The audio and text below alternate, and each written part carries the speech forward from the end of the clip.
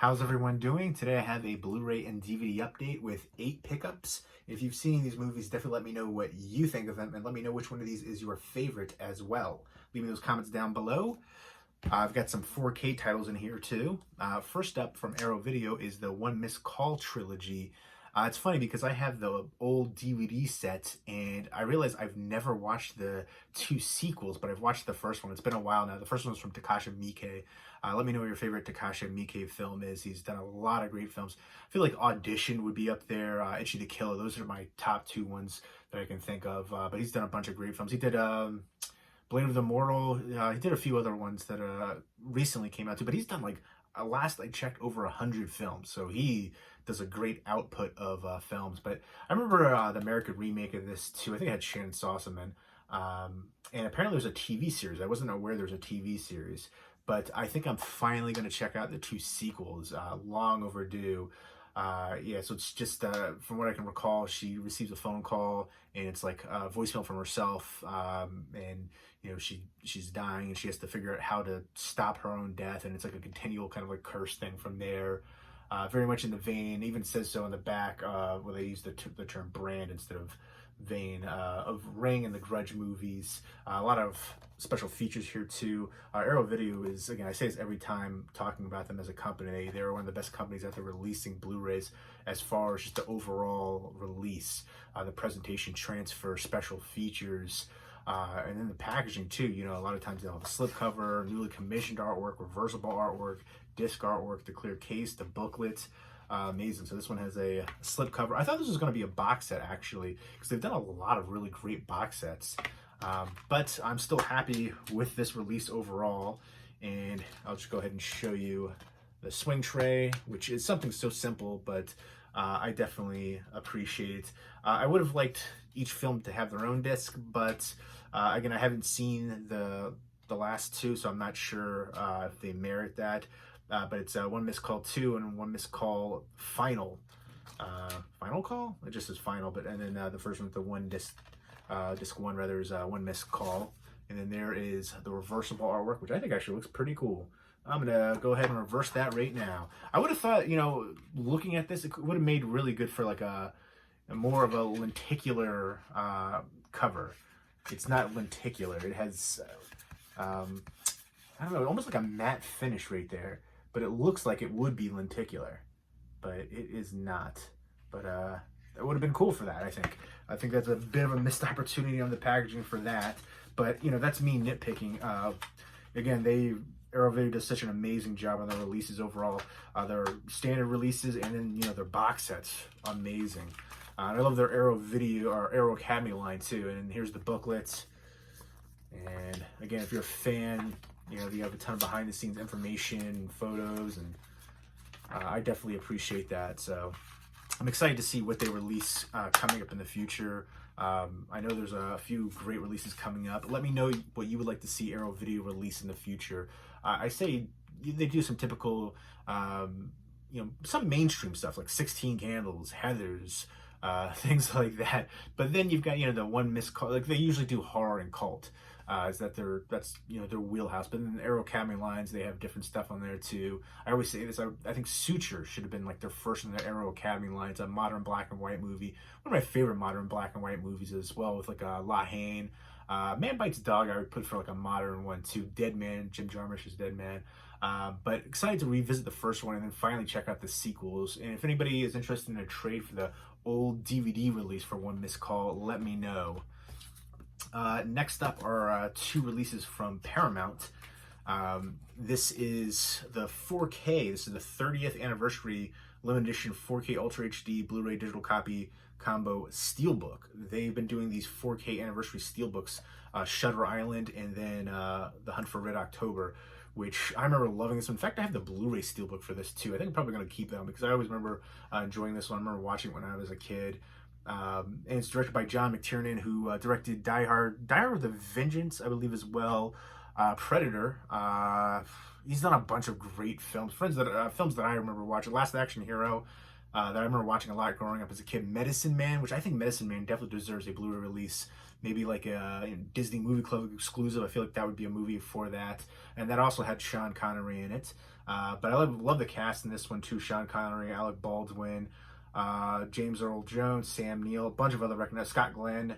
But yeah, this is a really good one that I remember loving the heck out of, and I'm excited to revisit it.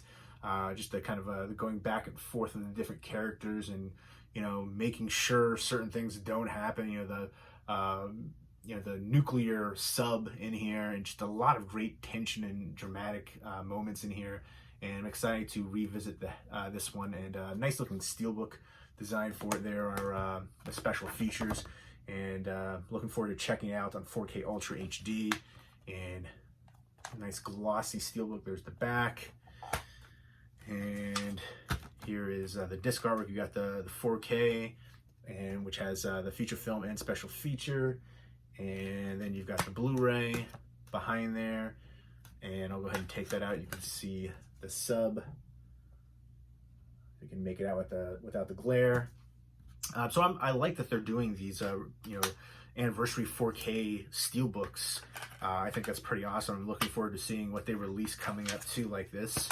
And it's nice to see so many films are getting the 4K treatment recently, and a lot of them can benefit. Older films can definitely benefit from the 4K treatment. I'm definitely excited for that. Next up is Terminator Dark Fate on 4K. This is a Best Buy exclusive steelbook. And I have to say, watching this now, I think it looks great on 4K comparing it to the Blu-ray. I definitely think there is an uptick in quality and contrast and black levels. So I think if you are a fan of the film, you'll definitely appreciate the 4K release. But the movie, to me, worst in the franchise. And it's funny because I heard a lot of people talking about this as one of the best sequels in the franchise, aside from T2, of course. And this is a direct sequel to T2, different timeline. Essentially, there's so many different timeline recreations for this franchise, which is crazy to think. Essentially, like, I know, is this technically the, I used to think Genesis was, I liked Salvation. A lot of people didn't like Salvation. Genesis used to be my least favorite, but now this is my my least favorite of this franchise. But there's like 4 or 5 different timelines essentially, and this one there's no more Skynet. It's Legion. Legion always makes me think of like X-Men, New Mutants. And I know there's the TV show. I don't know if that TV show still exists. I don't think it does actually. But I saw a couple episodes and I did like it, and I'm looking forward to New Mutants. And I don't know if Legion's going to be in there or not, but Legion was a great character in the comic books back in the day. But to me, I wasn't into this at all. I felt like it didn't work, mostly because of the leads in here. Outside of Arnold, and then Linda Hamilton's back here too. Like, the other leads were terrible, I thought. I just wasn't a fan of them at all. I think that was the biggest thing that really didn't work for this. I thought the action was decent. I loved Arnold's character. And Linda Hamilton was awesome in here too. Again, creating this different timeline.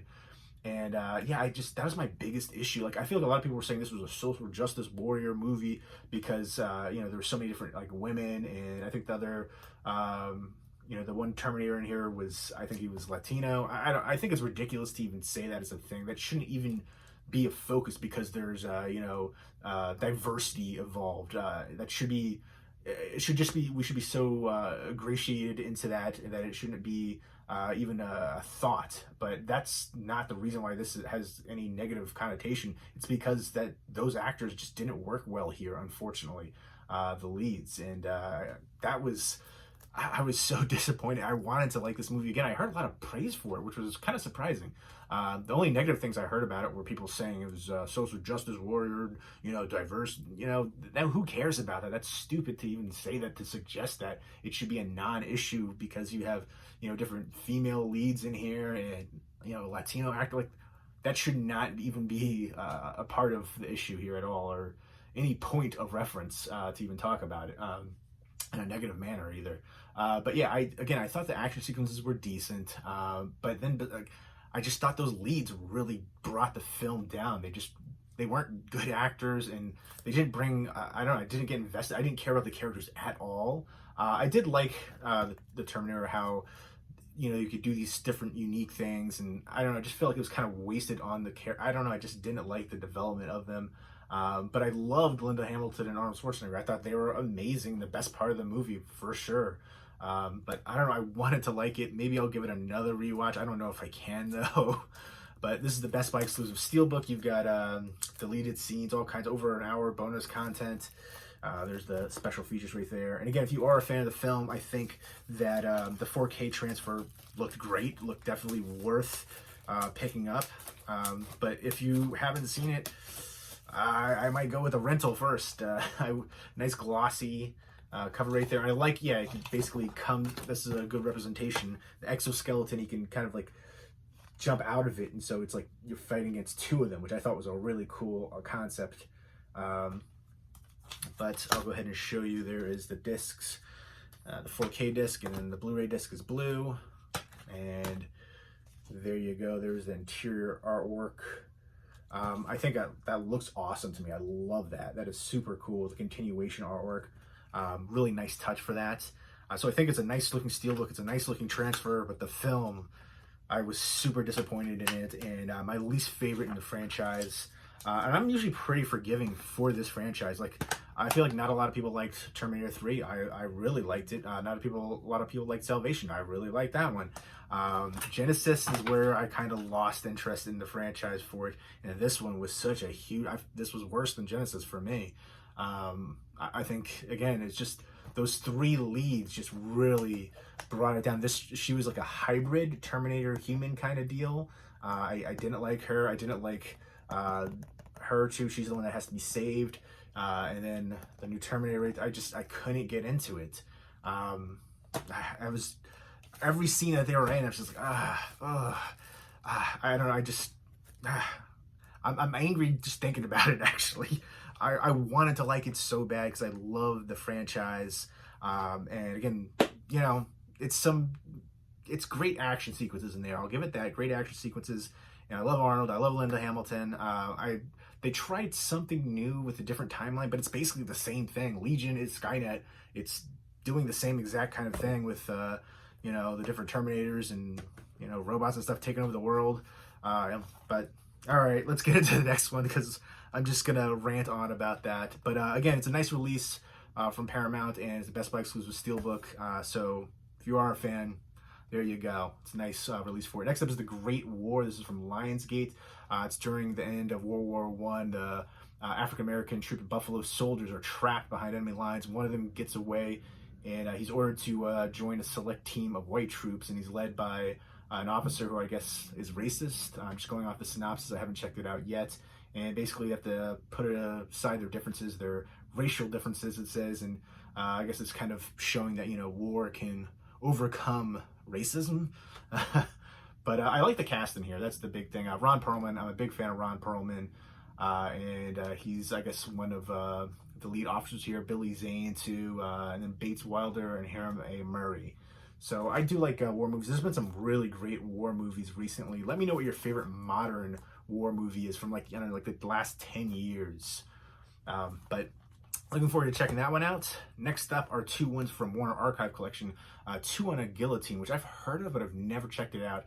It has Cesar Romero, who was the Joker from the old Batman TV show way back in the day. And then Connie Stevens, and then Dean Jones. I guess it's about like this crazy magician who he has a guillotine, and he has his wife on there as his assistant, and he chops her head off, and his little daughter was on stage at the time.